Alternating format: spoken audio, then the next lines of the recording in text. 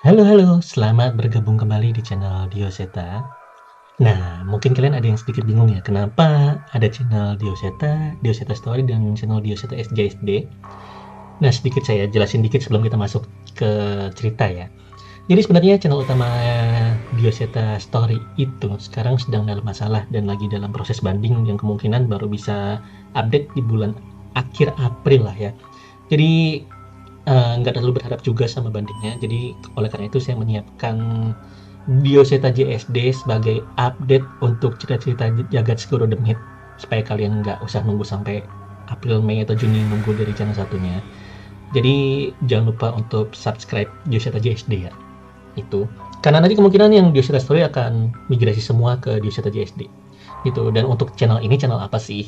Nah, sebenarnya ini adalah channel saya sendiri yang saya kelola sendiri. Ya karena jadi kalau misalnya ada masalah dengan channel-channel lain gitu, ya rumahnya ke sini, update-nya akan ada di sini gitu loh.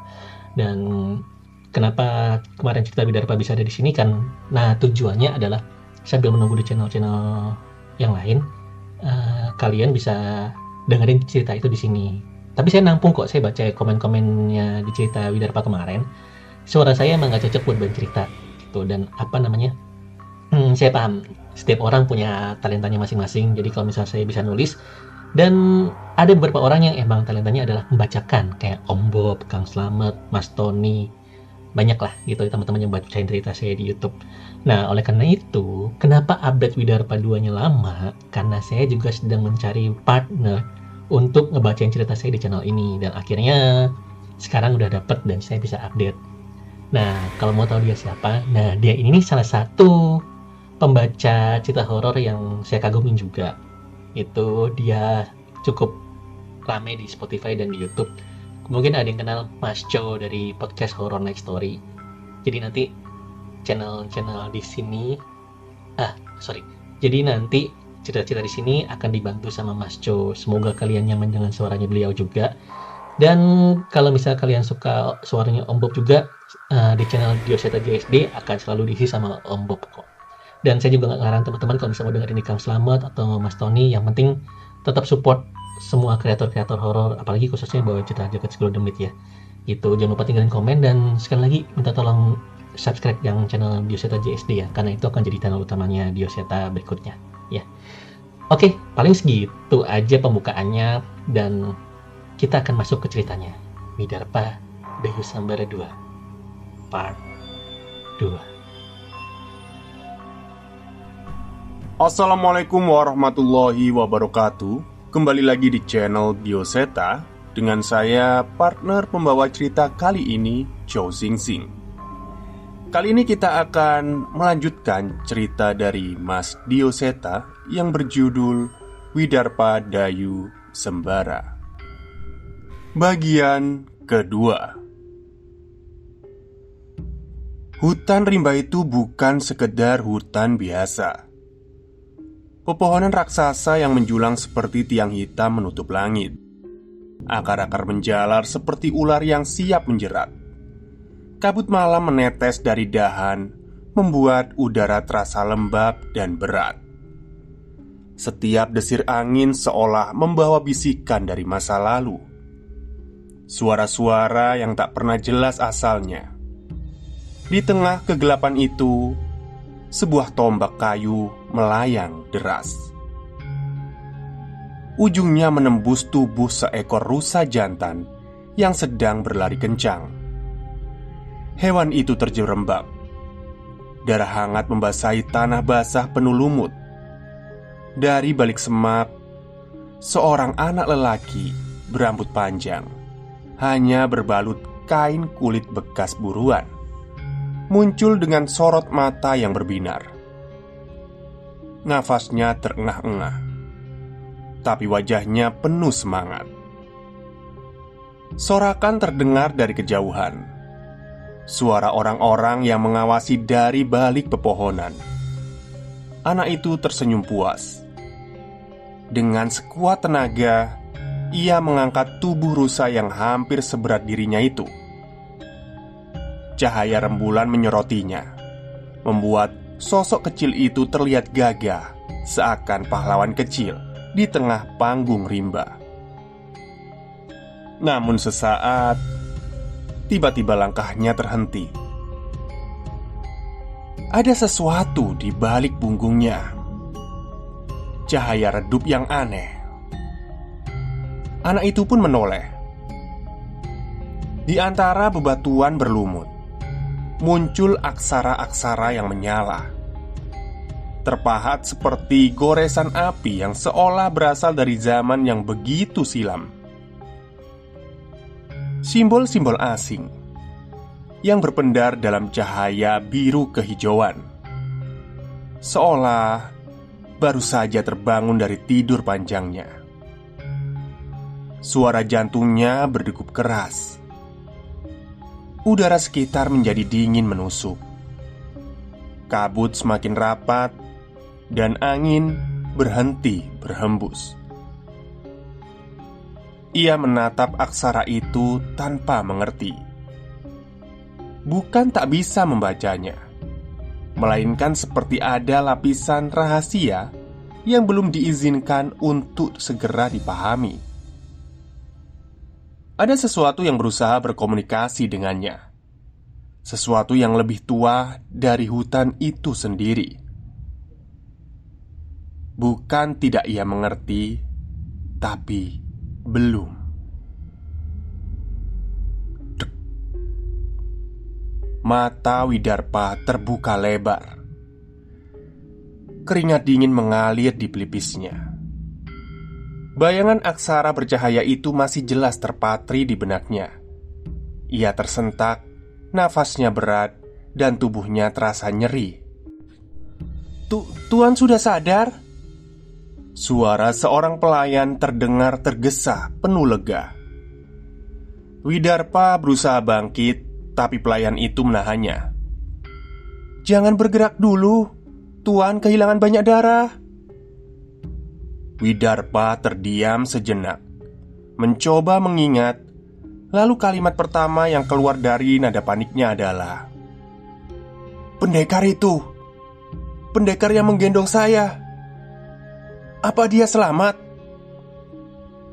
Belum sempat dijawab, langkah kaki berat terdengar mendekat. Seseorang membuka pintu.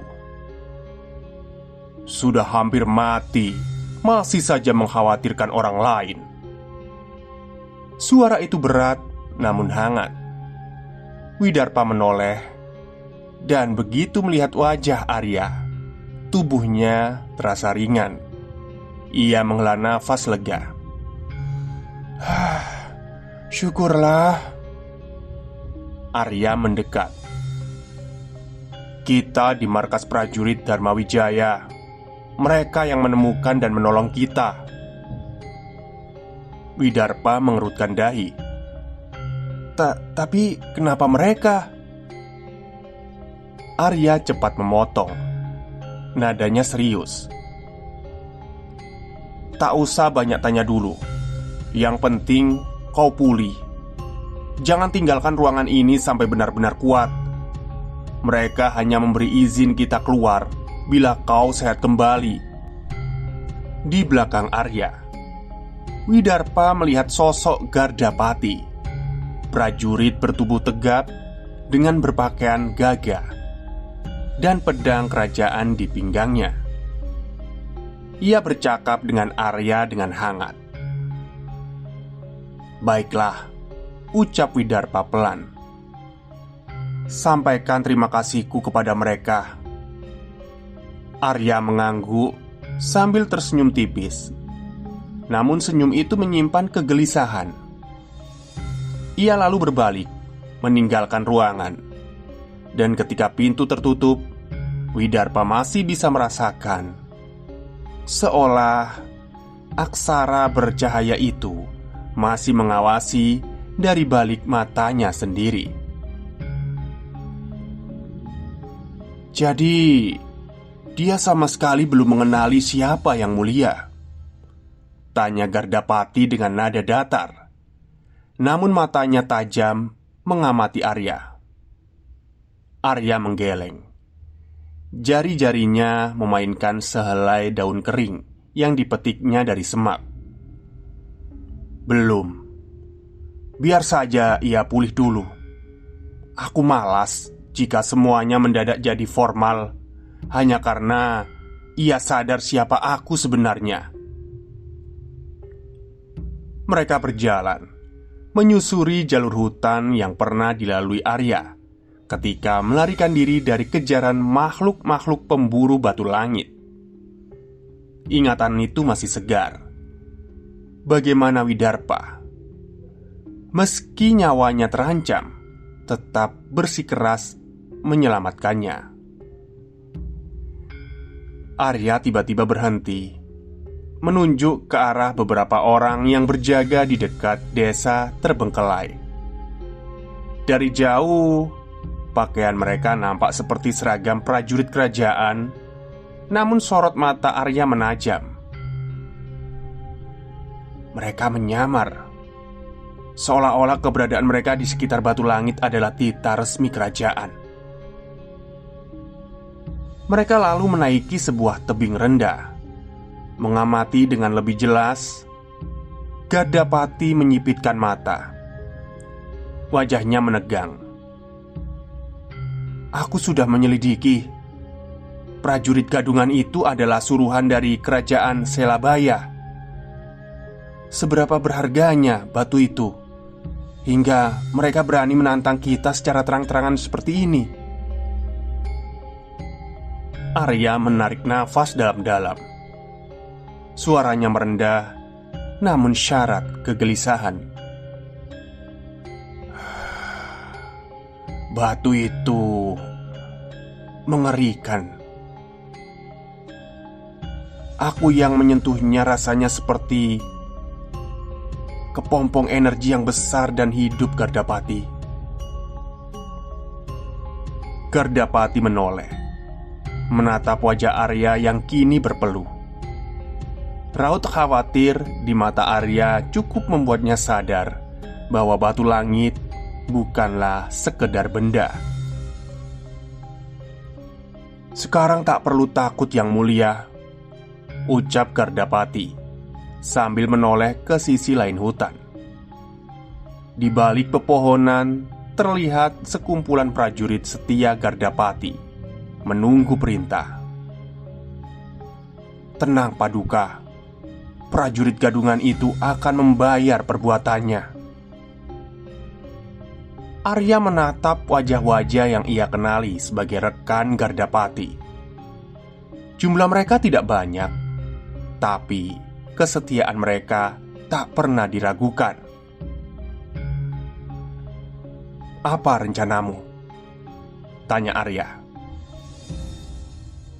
Mereka akan menyebar dalam kelompok kecil, melumpuhkan para penyamar itu, lalu menggantikan posisi mereka berjaga. Tanpa disadari, seluruh garis penjagaan akan menjadi milik kita, Paduka. Arya tersenyum tipis, kagum dengan kecerdikan Gardapati. Bagus-bagus. Alih-alih menyerang secara brutal, kita masuk dengan diam-diam. Itu jauh lebih berbahaya bagi musuh. Gardapati menunduk hormat. Lalu, apa rencana yang mulia? Amankan tempat ini sesuai rencanamu. Gantikan semua penyamar dengan pasukan kita. Sementara kalian bergerak, aku harus menemui Mahaguru. Hanya dia yang bisa menjelaskan apa sebenarnya batu langit itu. Gardapati menegakkan tubuhnya. Saya mengerti. Arya menatapnya tajam. Ingatlah satu hal. Batu itu menyimpan kekuatan yang sanggup menghabisi satu batalion penuh dalam sekejap. Mata Gardapati terbelalak. Yang mulia, Yang mulia tidak bercanda kan? Arya menggeleng mantap. Ia lalu menceritakan apa yang dialaminya ketika menyentuh batu itu.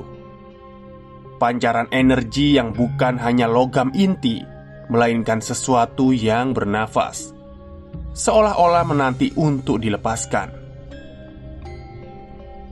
Para empu dan dukun sakti sudah berkumpul di sana lebih dulu. Mereka tahu apa yang kita belum tahu. Gardapati mengepalkan tangannya. Kalau begitu, kita harus bergerak cepat, Yang Mulia. Fajar baru saja menyingsing. Kesibukan langsung melanda. Arya memerintahkan pasukan untuk memantau pergerakan prajurit gadungan dan menyelidiki lebih dalam keberadaan para empu itu. Ada lebih dari 20 orang berseragam dan sekitar 10 empu atau dukun sakti. Bersiaplah jika jumlahnya lebih dari itu, tegas Arya. Baik, Yang Mulia, sahut pasukan serempak. Gardapati bersiap dengan perlengkapan tempurnya. Arya menepuk bahunya. Kutitipkan misi ini padamu. Gardapati menunduk dalam. Serahkan padaku, Yang Mulia. Mereka berpisah setelah rencana matang. Gardapati dan pasukannya bergerak menuju penyusupan, sementara Arya menanggung beban yang lebih berat untuk mencari tahu rahasia batu langit itu. Ia mempercayakan pengintaian kepada Gardapati dan Widarpa pada Mbah Hindar. Namun jauh di dalam hatinya Arya tahu benda itu bukan sekedar batu. Itu adalah sesuatu yang bisa mengubah nasib seluruh kerajaan, menghidupkan atau menghancurkan. Sebelum berangkat, Arya sudah berpesan pada Mbah Hindar agar menjaga Widarpa. Ia tahu sahabatnya itu butuh waktu lama untuk segera pulih. Perjalanan menuju kuil istana hingga kembali bisa memakan waktu 3 hari. Dan ia yakin saat itu Widarpa masih belum sanggup berdiri. Dengan menunggang kuda prajurit, Arya melaju menuju istana. Saat memasuki Balairung, ia mendapati Mahaguru sudah hadir, duduk berdiskusi dengan ayahnya, Prabu Adiraga Dharma Wijaya.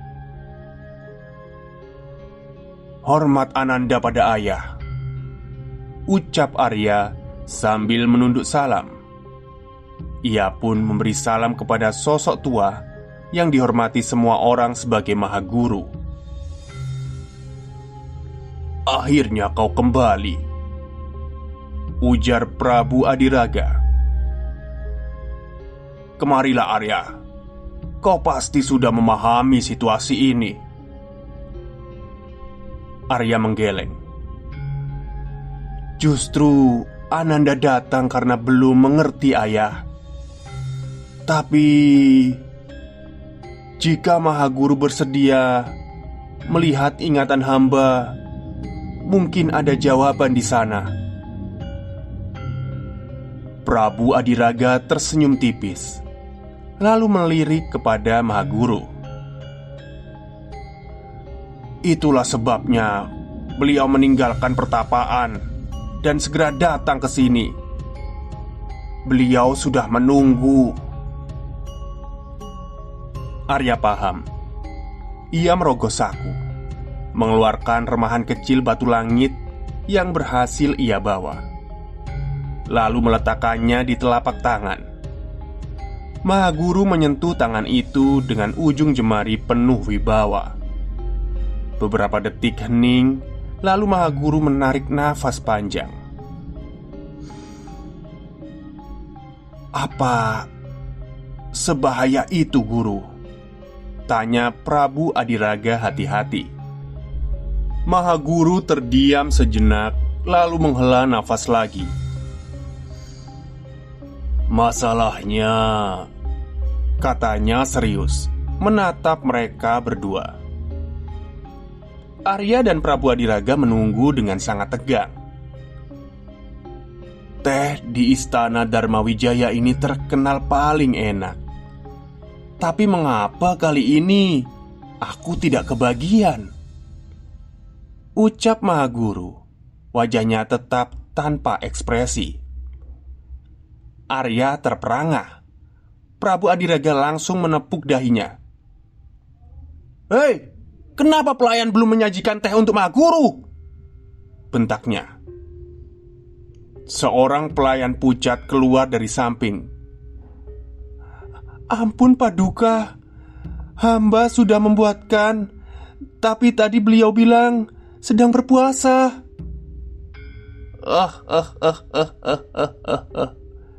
"Puasanya kan tadi siang, sekarang sudah selesai." Mahaguru tertawa lepas. Mendadak rautnya berubah ceria. Arya hanya bisa menggaruk kepalanya, bingung menghadapi tingkah laku Mahaguru. Dalam sekejap, pelayan-pelayan lain datang membawakan di air, teh hangat, dan kudapan. Mahaguru segera meraih piring berisi singkong goreng dengan mata berbinar. Sudah, nikmati saja ini dulu. Anggap saja ini istana kamu sendiri." Katanya riang. "Lah, memang begitu kan?" Setelah Arya mencoba menanggapi. Mahaguru menatapnya tajam. "Kau masih sangat hijau, pangeran. Ingat, istana ini bukan milik kalian. Istana ini milik rakyat. Raja hanya diberi hak untuk menempatinya." Prabu Adiraga mengangguk pelan, lalu menambahkan, "Benar kata beliau, Arya. Kita layak tinggal di sini hanya karena rakyat aman dan sejahtera. Jika sebaliknya, maka ada orang lain yang lebih pantas untuk menggantikan kita." Arya termenung. Hatinya dipenuhi rasa hormat sekaligus cemas. Ia tahu betapa berbahayanya batu langit itu. Tapi melihat ayahnya dan Mahaguru masih sempat bercanda, membuatnya gelisah. Ia akhirnya berlutut. "Eyang, mohon petunjuk tentang batu langit ini." Mahaguru menepuk pundaknya. Bangun muridku." Arya enggan, tapi ayah memberi isyarat hingga ia pun berdiri kembali. "Selamatkan kerajaan ini, Arya." Suara Mahaguru begitu dalam. Batu langit itu punya kekuatan menghancurkan seluruh kerajaan. Mata Arya dan Prabu Adiraga terbelalak. Berarti Arya ingin bertanya lebih jauh, namun Mahaguru langsung memotong. "Lakukan peranmu. Penyelamat kerajaan ini sudah bersamamu. Jalankan takdirmu, dan ia pun akan menjalankan miliknya." Arya terdiam bingung. Kata-kata Mahaguru selalu penuh teka-teki. Prabu Adiraga maju selangkah. Apakah ada manusia yang mampu menahan kutukan batu langit itu?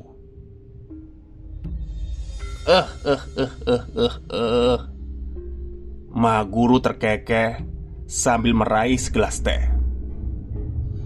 "Aku tahu kalian tetap cemas. Nikmatilah kudapan ini dulu. Waktunya akan tiba, dan kalian akan mendengar kabar yang membuat kalian percaya." Ia menggigit singkong goreng dengan nikmat, sementara Arya dan Prabu Adiraga hanya bisa bertukar pandang dengan wajah yang muram. Percayalah, sebentar lagi akan ada pergolakan besar di antara para prajurit. Mahaguru berucap ringan, seolah tak terbebani, Padahal kalimatnya membuat suasana ruangan seketika membeku. Hati pejuang. Sekali lagi Widarpa membuka mata. Tubuhnya masih dipenuhi keringat dingin, tapi luka-lukanya tak lagi sesakit sebelumnya.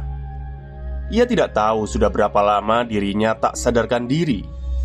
Dengan perlahan ia bangkit, meraih wadah tanah liat berisi air di sampingnya. Air itu ia gunakan untuk membasuh wajah. Sementara kain lembab di dekatnya jelas bekas digunakan untuk mengompres tubuhnya. Dari luar bilik terdengar riuh ramai. Suara tawa, teriakan, dan dentuman kayu beradu. Rasa penasaran mendorongnya untuk berdiri. "Sudah pulih?" Suara Mbah Hindar terdengar dari arah pintu. Tenang seperti biasanya. Sudah jauh lebih baik. Terima kasih, Mbah," jawab Widarpa sambil menunduk hormat. Mbah Hindar mengangguk tanpa menoleh. Pandangannya tetap lurus ke arah kerumunan di luar. "Mereka sedang apa, Mbah?" Widarpa mendekat, memperhatikan orang-orang yang bergerombol di dekat api unggun. Beberapa terlihat santai menikmati hasil buruan, sementara sebagian besar berdesakan menyaksikan sesuatu di tengah lingkaran. Tingkah laku orang bodoh memang kadang jadi tontonan menarik, sahut Mbah Hindar sambil terkekeh. Merasa penasaran menguasai Widarpa, ia melangkah perlahan mendekati kerumunan. Dari sela-sela orang yang menonton, ia melihat beberapa prajurit tengah berkelahi. Sebuah tendangan keras membuat seorang prajurit terpental, hampir masuk ke dalam api unggun. Tubuhnya babak belur. Di sekitarnya, beberapa prajurit lain tergeletak tak berdaya. Semua korban perlakuan kejam dari sesama prajurit. "Ampun, aku sudah tidak sanggup lagi," rintis salah seorang dari mereka. "Hei, bukankah kalian sesama prajurit? Kenapa harus bertarung seperti ini?" Widarpa bertanya kepada seorang prajurit yang berdiri di dekatnya. Orang itu menoleh, wajahnya getir. "Kau prajurit baru ya? Di dalam pasukan pun ada kasta. Kami ini batalion buangan, sedangkan mereka..." Ia menunjuk prajurit yang menindas. "Prajurit terpilih, pemenang banyak pertempuran. Kami ini hanya pelampiasan di sini." Widarpa menatap sekeliling. Ia baru sadar, pesta api unggun itu bukan pesta bersama. Yang bersenang-senang hanyalah prajurit-prajurit pilihan. Sementara pasukan buangan dipaksa melayani mereka. "Kalau kami senang..." Salah satu prajurit senior menampar wajah seorang prajurit lemah di depannya. "Mungkin kami akan merekomendasikan kalian ke Panglima. Kalau tidak, status kalian bisa lenyap sekejap. Bahkan hanya karena tuduhan." Gasmar, prajurit senior paling angkuh, meraih sebuah tombak. Ia memutarnya lincah, memamerkan keahliannya. Namun ujung tombak itu diarahkan pada seorang prajurit camp yang sudah hampir roboh. "Sudah, Gasmar, jangan lebih dari ini," suara tegas seorang prajurit lain terdengar. Ia bernama Mudro, lebih tua dan dihormati di kalangan prajurit buangan. Gasmar mendengus. Mudro, berani-beraninya kamu menentangku. Kita kelak akan berada di medan perang yang sama. Menindas sesama prajurit hanya akan melemahkan kita," kata Mudro tetap tenang. Cuy, bodoh. Gasmar meludah ke tanah. Bahkan jika aku membunuh kalian di sini, tidak ada yang akan peduli. Ia mengangkat tombaknya, siap menghujamkan ke tubuh prajurit yang tak berdaya itu. Namun tiba-tiba tangannya terhenti. Sesuatu menahan. Gasmar menoleh marah. Seorang pemuda berambut gondrong dengan perban di bahunya berdiri di sampingnya. "Siapa kau?" "Bukan siapa-siapa," jawab Widarpa datar. Tatapannya dingin, jelas ia sudah muak dengan tontonan ini. Seorang prajurit yang terluka. Kau berani samaku?" Gasmar meraung. Ia melepaskan tombak, lalu berusaha menghantam Widarpa dengan tinjunya. Namun dengan gerakan ringan, Widarpa menghindar dan melepaskan pegangan tangannya. Gasmar terjungkal ke tanah. Suara tawa tertahan terdengar dari kerumuhan. Beberapa prajurit menutupi mulutnya, menahan geli melihat kesombongan Gasmar dipermalukan begitu saja. Kau berani mempermalukanku?" Gasmar mendesis penuh amarah.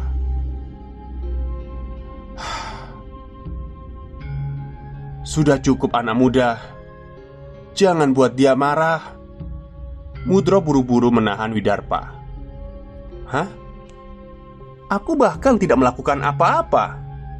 Kalian semua melihatnya kan?" Widarpa menjawab lantang, menatap kerumunan. Gasmar semakin murka. Prajurit-prajurit pengikutnya segera maju mengepung. Aura intimidasi mereka sangat kuat. Mudro terpaksa mundur setapak. Namun Widarpa tetap berdiri tegak tanpa getar sedikit pun. "Seharusnya ini penyambutan untuk kami, tapi kalian malah mempermalukan kami!" teriak Gasmar, wajahnya merah padam. Widarpa menatap dingin. "Dan kalian merasa berhak mempermalukan mereka, begitukah? Gelar prajurit itu diberikan oleh kerajaan. Kalau kalian menginjak-injak mereka, sama saja kalian mempermalukan kerajaan Dharma Wijaya." "Ah, berisik kau!" Gasmar bangkit dan kembali menyerang. Tombak dan tinjunya melayang berkali-kali, tapi tak satu pun yang menyentuh Widarpa. Pemuda yang masih berbalut perban itu bergerak ringan, menghindar dengan ketenangan yang mengejek. Bisik-bisik mulai terdengar di antara prajurit. "Gasmar tidak bisa mengenainya. Jangan-jangan dia tidak sekuat itu. Padahal lawannya masih terluka." Ucapan-ucapan itu menusuk telinga Gasmar. Rahangnya mengeras. Kalian meragukanku? Cari mati kalian semua!" "Memangnya ada yang menganggapmu kuat, hah?" balas Widarpa datar.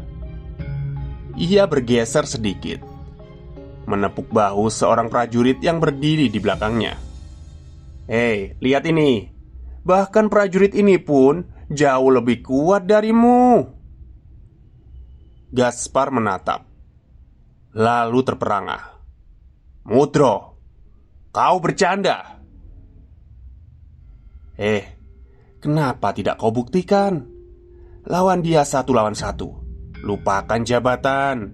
Buktikan dengan keberanian," tantang Widarpa. Mudro terkejut. Ia menahan tangan Widarpa. Tidak.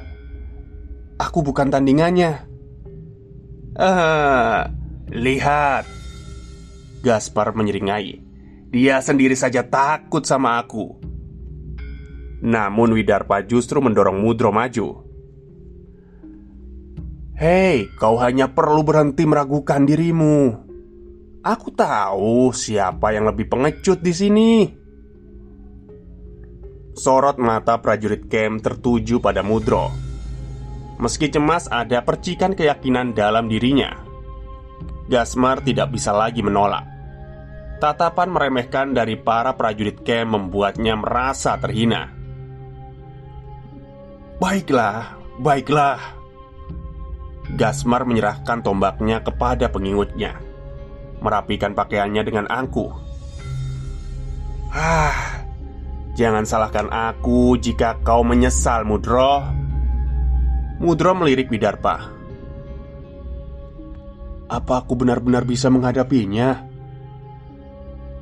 Widarpa tanpa banyak bicara merobek baju Mudro hingga terbuka. Tubuhnya kekar, penuh bekas luka. Garis cakaran harimau masih terlihat jelas di dadanya. Orang yang sudah berhadapan dengan harimau dan tetap hidup tidak akan kalah dari prajurit manja sepertinya, kata Widarpa lantang. Prajurit terdiam. Bahkan pengikut Gasmar menelan ludah setelah melihat bekas luka yang nyata itu. Gasmar sendiri sempat terhenti sesaat. Hei, buang rasa ragumu. Bahkan kalau mereka maju sekalipun, mereka bukan lawanmu, bisik Widarpa pada Mudro. Gasmar meraung, melampiaskan amarah. Ia meluncurkan pukulan keras ke wajah Mudro. Tinju itu telak. Darah menetes dari hidung Mudro. Tapi tubuhnya tetap berdiri. Ia menyeringai. Benar kata pendekar muda ini. Ternyata pukulanmu tak sesakit itu ya. Gasmar terkejut. Apa? Ia menyerang lagi, bertubi-tubi. Namun kali ini Mudro menangkisnya, membuat tangan Gasmar terpental. Dengan satu dorongan, Mudro melayangkan satu pukulan. Tinju besarnya berhenti tepat di depan wajah Gasmar, membuat lawannya terpaku. Ragu sempat menahan Mudro, tapi tatapannya jatuh kepada teman-teman prajuritnya yang masih terkapar, korban kesewenang-wenangannya Gasmar. Hatinya mengeras dan brak. Tinju Mudro tepat menghantam wajah Gasmar. Tubuh sang prajurit sombong terhempas ke belakang. Gak mungkin. Gasmar terhuyung, masih mencoba bangkit. Ia menyerang lagi, kali ini liar, membabi buta. Tapi setiap pukulannya tak berarti. Mudro menyerap serangan itu lalu membalasnya dengan kekuatan berkali lipat. Seranganmu tidak sakit, desis Mudro. Tidak sesakit saat aku melihatmu menyiksa saudara-saudara prajuritku. Dengan teriakan penuh amarah, Mudro mengangkat tubuh Gasmar dan membantingnya ke tanah. Debu berterbangan. Gasmar tergeletak tak mampu berdiri. Hening. Api unggun berderak tanpa suara sorak. Para prajurit terpilih yang biasanya angkuh kini terpaku. Wajah mereka pucat. Para prajurit camp pun diam, antara lega dan cemas. Gasmar dipapa keluar oleh pengikutnya. Matanya masih menatap penuh kebencian ke arah Mudro. Namun tidak ada yang berani mendekat lagi. Satu persatu prajurit bubar. Suasana mendadak hening. Mudro berdiri terengah-engah, menatap kedua tangannya yang masih bergetar. Aku akan menanggung semua hukuman akibat ini, katanya lirih. Widarpa mendekat lalu tersenyum tipis. Kau tidak sendiri, Mudro.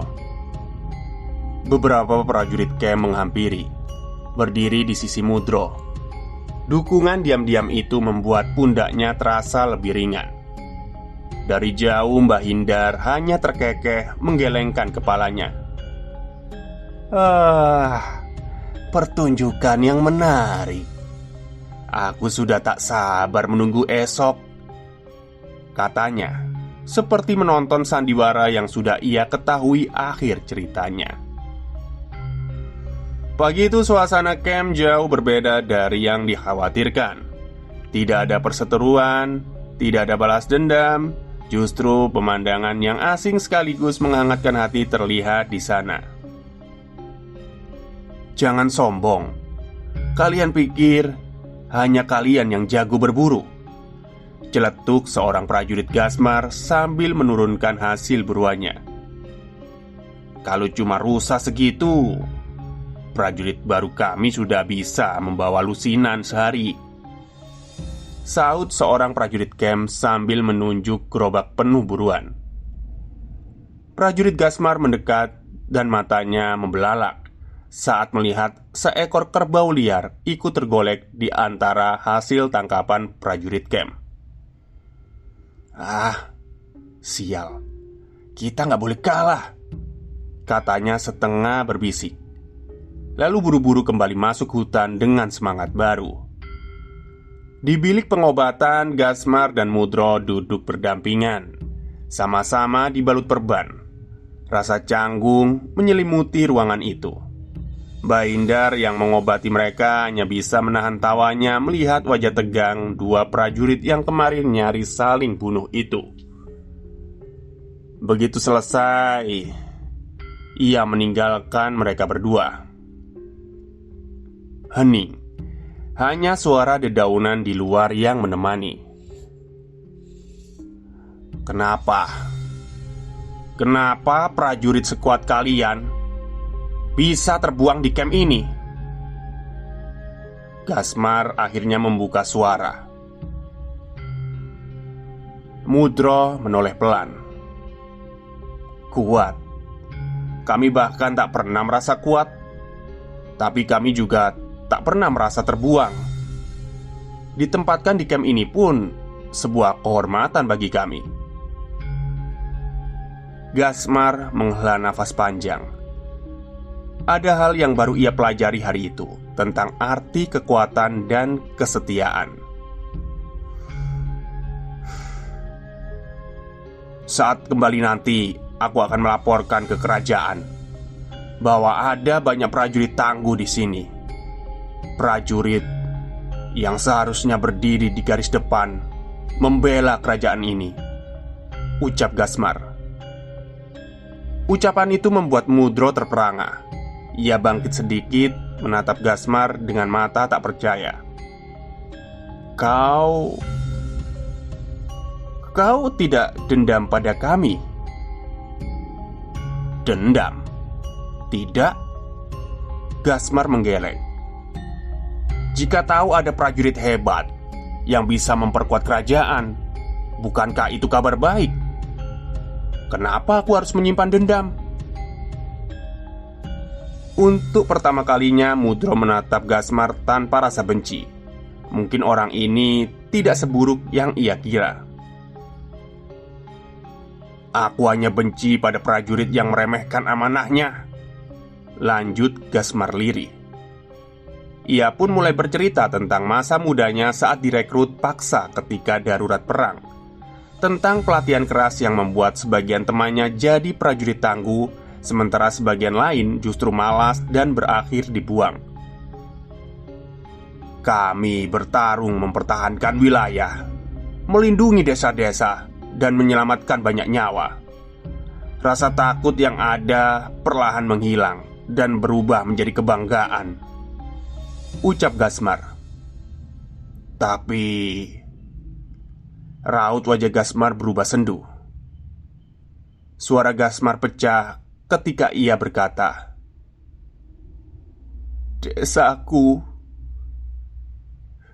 Desaku tak berhasil diselamatkan.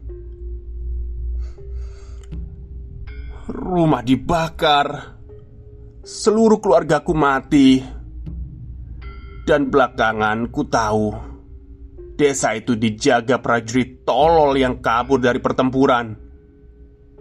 Sejak saat itu, aku tak bisa lagi menahan amarah. setiap kali melihat prajurit yang pengecut. Mudro terdiam lama. Ia tidak menghakimi cerita Gasmar, hanya menyimak, matanya menerawang jauh, seolah mencoba menimbang sesuatu yang hanya bisa dipahami oleh orang yang pernah merasakan luka mendalam. Ia tahu, setiap luka selalu punya dua sisi. Satu tentang rasa kehilangan, satu lagi tentang alasan kenapa seseorang memilih bertahan. Dengan perlahan ia menyentuh bekas cakaran di dadanya. Kulit itu sudah lama mengeras, namun bagi Mudro, rasa sakitnya tak pernah hilang. "Ya, aku pun tidak sekuat yang kau kira," katanya lirih. "Luka ini bukan tanda kemenangan, justru bukti kegagalanku." Gasmar menoleh, menunggu. Wajahnya yang biasanya angkuh kini berubah menjadi serius, seperti ingin benar-benar memahami lawan bicaranya. Mudro menarik nafas panjang, lalu mulai bercerita. "Waktu itu pasukanku ditempatkan di desa terpencil. Tugas kami sederhana: membuka lahan, menjaga keamanan, dan memastikan rakyat bisa hidup tenang di sana. Tapi yang tidak kami duga, justru intrik dalam desa lebih buas dari hutan sekitarnya. Ada seorang perempuan yang melahirkan anak tanpa suami waktu itu. Ia membela dirinya mati-matian, berkata bahwa suaminya tewas di medan perang. Tapi tak ada yang mau percaya. Fitnah menjadi lebih keras daripada kebenaran. Warga mencibirnya, mengucilkannya, hingga menolak keberadaan mereka berdua." Sorot mata Mudro meredup. Akhirnya, sang ibu memilih pergi bersama anaknya. Mereka ingin hidup di pinggir hutan, di tepi sungai, jauh dari manusia yang menolak mereka. Tapi takdir lebih kejam. Di tengah perjalanan, mereka disergap oleh seekor harimau, sosok penguasa hutan yang selama ini bahkan prajurit pun enggan menantangnya. Gasmar menahan nafas. Ia hanya bisa membayangkan pemandangan itu saja. "Aku dikirim mencari mereka," lanjut Mudro.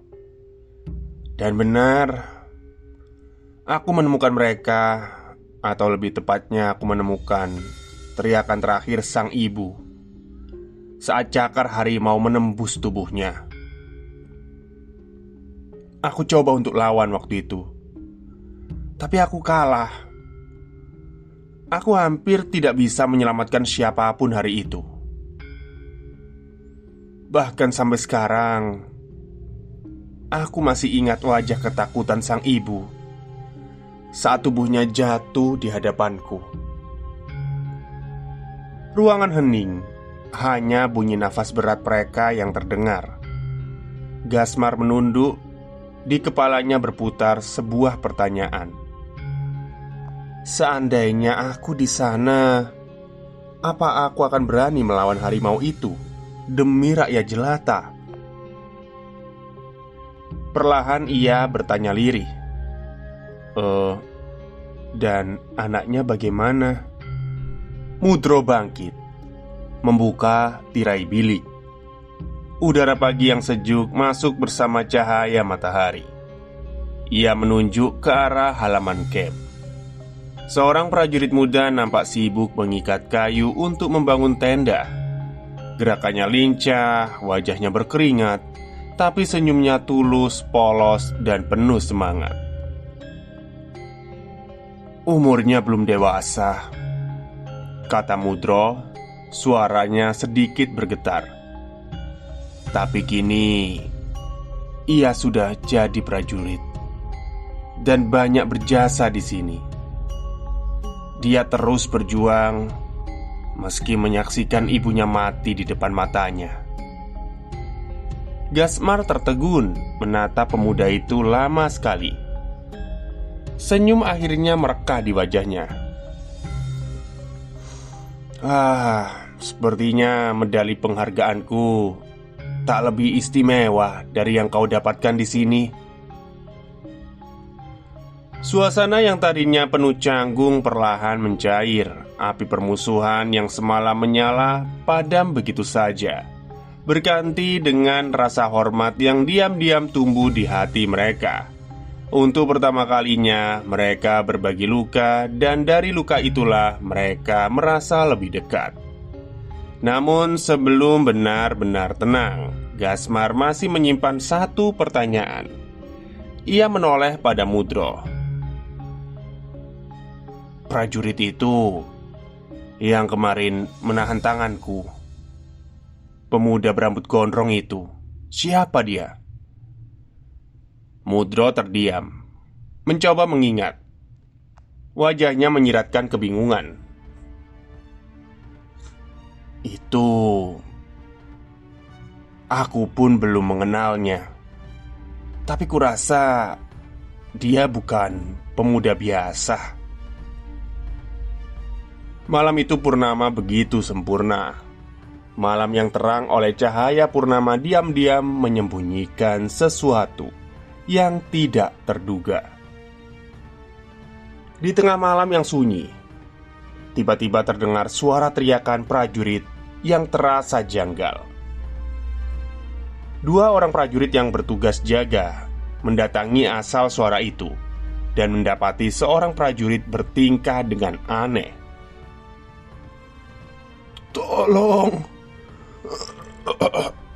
Tolong saya. Suara prajurit itu terdengar serak dengan raut wajah memelas. Namun dalam waktu sekejap, raut wajah itu kembali berubah mengerikan. Banjir getih. Prajurit itu berkata dengan wajahnya yang berubah menyeringai dengan mengerikan. Malam itu, Widarpa terbangun dengan firasat buruknya. Nafasnya tersengal, dadanya berat seolah ada yang menekan dari dalam. Ia keluar dari tenda dan seketika bulu kuduknya berdiri. Suasana camp begitu hening, tidak ada suara prajurit yang berjaga. Tidak ada obrolan di sekitar api unggun, hanya desiran angin malam yang membawa aroma anyir samar. Mudro! Mbah Indar! Widarpa memanggil. Suaranya menggema tapi tidak ada jawaban. Ia berkeliling, membuka satu persatu tenda. Kosong, sunyi, hanya kain tenda yang bergoyang diterpa angin. Hingga telinganya menangkap sesuatu. Sebuah suara lirih dari arah hutan. Itu bukan suara hewan, bukan pula suara manusia biasa. Itu adalah suara tembang. Dengan hati-hati Widarpa melangkah menuju hutan. Semakin dekat terdengar lantunan syair mistis itu semakin jelas.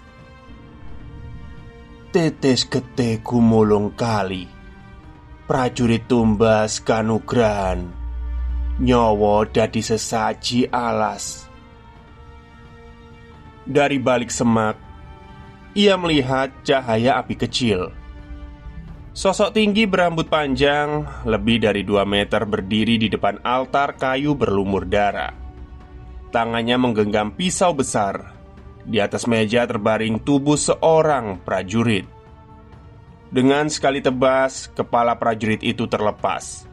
Darah muncrat membasahi wajah makhluk itu. Namun ia tetap bernyanyi dengan tenang. Angin wengi nggawa cerit, setan nembang ana ing barisan, ngoyak-ngoyak roh kang tumiba. Di sekeliling altar, puluhan prajurit Dharma Wijaya tergeletak tak sadarkan diri. Wajah mereka pucat seakan terhisap hidupnya.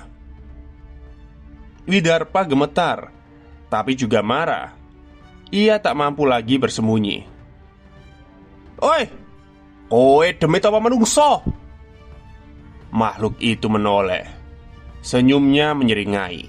Matanya merah menyala. "Sing sabar le, mari ngono giliranmu."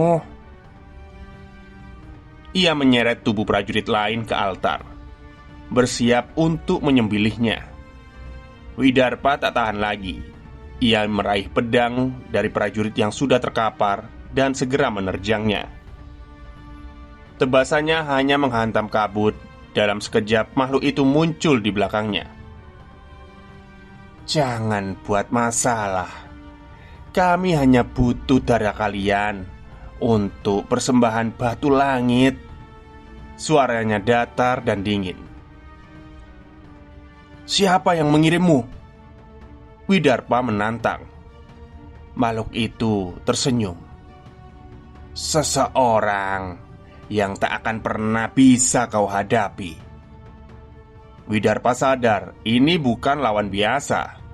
Ia melirik Mudro dan Gasmar yang sudah tergeletak dekat altar. Ia berteriak, "Pergi! Pergi dari sini!" Lalu menebaskan pedangnya lagi, memaksa makhluk itu menghindar. Dalam momen singkat itu, ia meraih lampu minyak, menyalakan api dan menaruhnya di dekat Mudro dan Gasmar. "Sadarlah." Ia menampar wajah mereka berulang kali.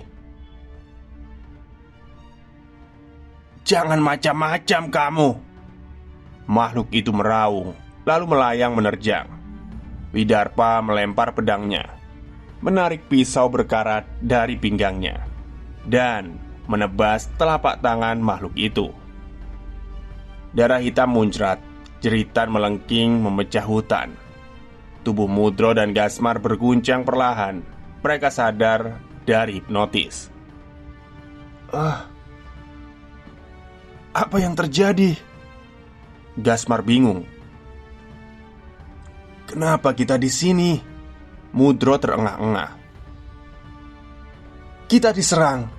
Semua prajurit mau ditumbalkan," ucap Widarpa. Berdiri membelakangi mereka, menahan amarah dari sakit di tubuhnya. "Kau?" Mudro menatap Widarpa dengan heran.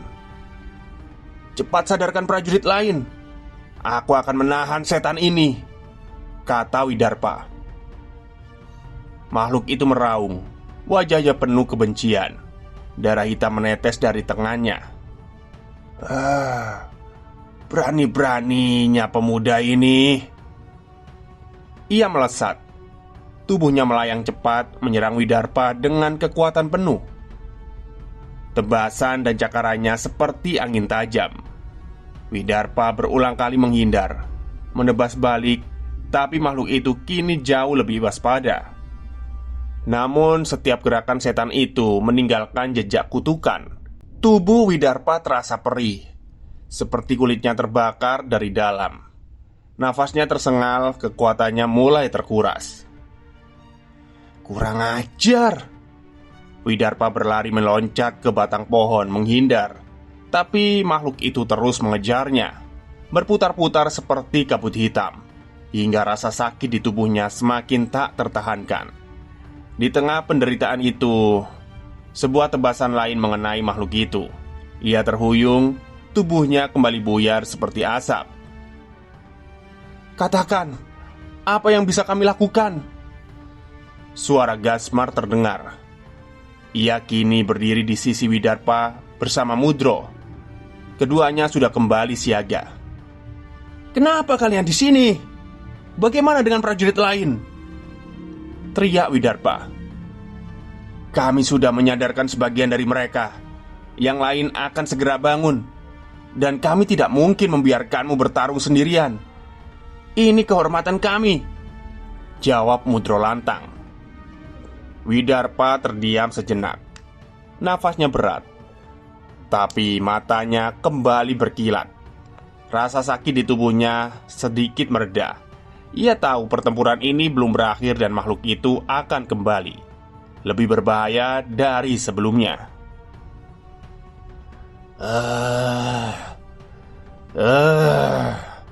Kalian pikir bisa pergi begitu saja?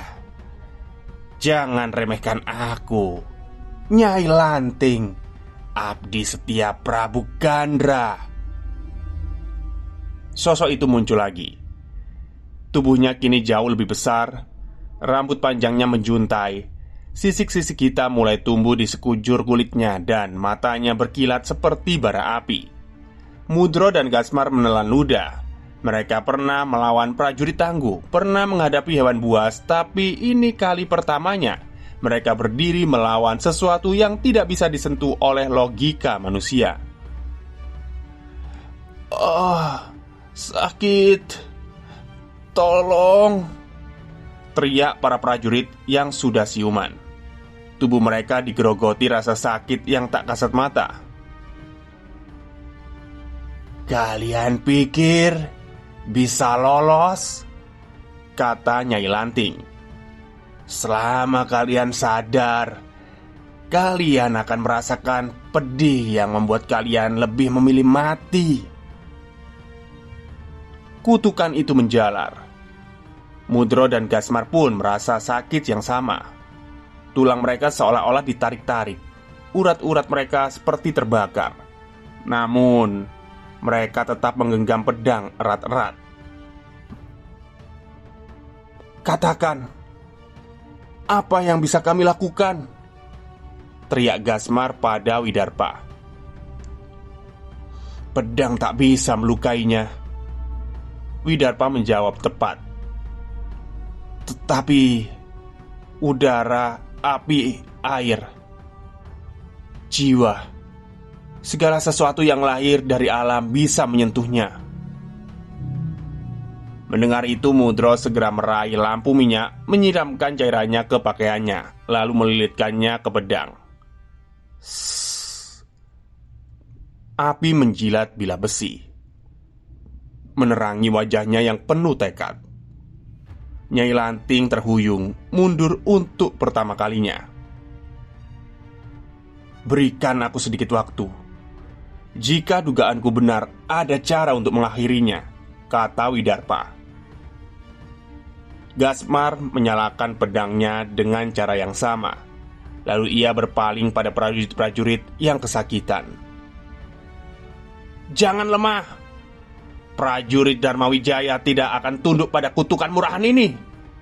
Siapapun yang bertahan sampai pagi akan mendapat kehormatan dari Yang Mulia. Sorot mata para prajurit yang tadinya putus asa kembali menyala. Mereka menggertakkan gigi berusaha tetap waras, menyadarkan satu sama lain. Seorang prajurit membunturkan kepalanya ke pohon hingga berdarah, hanya untuk membuktikan bahwa ia masih hidup. "Wah, kami tidak lemah!" teriaknya. Gasmar melangkah maju. "Lakukan apa yang harus kau lakukan, pendekar. Kami akan menahan setan ini." Widarpa menatap mereka. Kata Mudro dan Gasmar penuh keteguhan. Para prajurit lain meski luka tetap berdiri dan mengangguk. Ia berlari ke sebuah batu besar. Duduk bersila, memejamkan mata, nafasnya dalam. Tubuhnya bergetar. Ia mencoba meresapi kekuatan alam yang berputar kacau di sekitar mereka. Sementara itu, suara pedang beradu dengan api, menggema, dan Nyai Lanting menjerit ketika api membakar tubuhnya. Untuk pertama kalinya, ia benar-benar merasakan sakit. "Bajingan kalian! Kalian meremehkan aku!" teriaknya. Tubuhnya mulai berubah menjadi mengerikan. Kulitnya menghitam, sisik merayapi wajahnya, mulutnya meregang tak wajar. Gasmar dan Mudro terhenti. Tiba-tiba mata mereka memerah. Darah mengalir dari sudut tubuh mereka. Gemetar menahan kutukan baru. Ini sakit sekali. Gasmar terhuyung, hampir kehilangan akal. Pedangnya terangkat di leher sendiri. Gasmar, jangan Gasmar. Mudro menahan bilah itu dengan tangannya sendiri hingga darah mengalir deras. Prajurit terhormat sepertimu tidak pantas mati dengan cara ini. Nyai Lanting terkekeh. Berakhir sudah. Darah kalian tetap akan jadi tumbalku. Mulutnya meregang semakin lebar, bersiap melahap kepala mereka. Namun tiba-tiba tubuhnya kaku. Suara benda pecah menggema. Kutukan lenyap seketika. Rasa sakit di tubuh para prajurit sirna. Apa yang terjadi? Gasmar menatap ke tangannya, bingung. Nyai Lanting menoleh panik. Apa yang kau? Widarpa berdiri dengan tengkorak tua di tangannya. Matanya berkilat penuh amarah. Roh sepertimu tak mungkin ada di sini tanpa wadah. Tengkorak ini tubuh aslimu, bukan? Lepaskan. Jangan kau sentuh. Itu milikku. Nyai Lanting meraung. Wajahnya penuh kecemasan. Widarpa menggenggam lebih erat. Kau masih berani mengancamku? Ampun. Tolong lepaskan. Aku akan segera pergi dari sini. Aku tak pernah tawar-menawar dengan iblis sepertimu. Gak. Tengkorak itu hancur berkeping-keping. Nyai Lanting menjerit panjang. Tubuhnya tercabik oleh bayangan hitam pekat yang menariknya ke dalam kehampaan. Akan kubalas kau. Teriaknya sebelum lenyap. Sunyi, hanya suara nafas berat para prajurit yang tersisa. Perlahan mereka roboh, kelelahan, tapi kutukan telah sirna. Widarpa mendekati Mudro dan Gasmar. Tugas kalian belum selesai. Jangan katakan kalian tumbang hanya untuk luka itu. Gasmar ingin membantah, tapi tatapannya jatuh pada perban di bahu Widarpa. Luka yang jauh lebih dalam. Ia menggertakkan gigi. Sial. Aku tidak akan tumbang cuma karena kutukan sialan ini. Mudro ikut berdiri, membalut tangannya yang berdarah dengan kain. Widarpa menatap tengkorak yang hancur di tanah. Tengkorak itu tidak datang sendirian. Ada seseorang yang menanamnya di sini. Dan selama ia bebas, akan ada setan-setan lain yang lebih berbahaya. Para prajurit berkumpul. Wajah mereka muram melihat 3 jasad yang sudah menjadi korban. Mudro menatap mereka. Suaranya serak tapi tegas.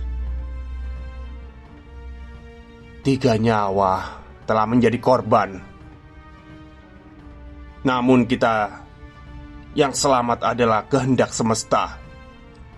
Kita wajib menjadikannya pengingat, bukan ketakutan.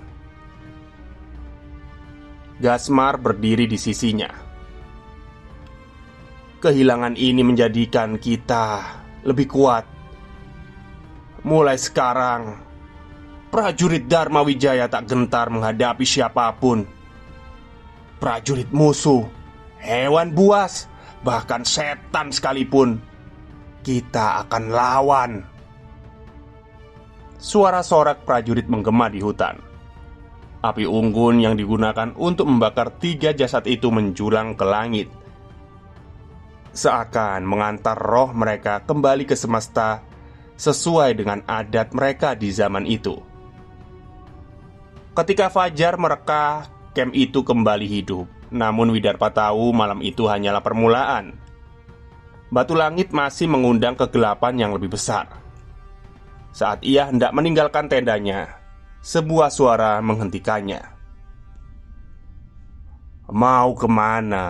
Ini masih pagi loh." Arya berdiri di sana bersama Mudro dan Gasmar.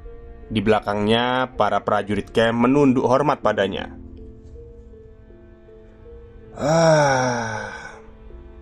Sepertinya banyak yang terjadi saat aku pergi," kata Arya tenang. Widarpa menatapnya lama, melihat keakraban Arya dengan para prajurit. Ia tak bisa menahan pertanyaan yang mengusiknya sejak lama. "Arya, siapa sebenarnya dirimu?"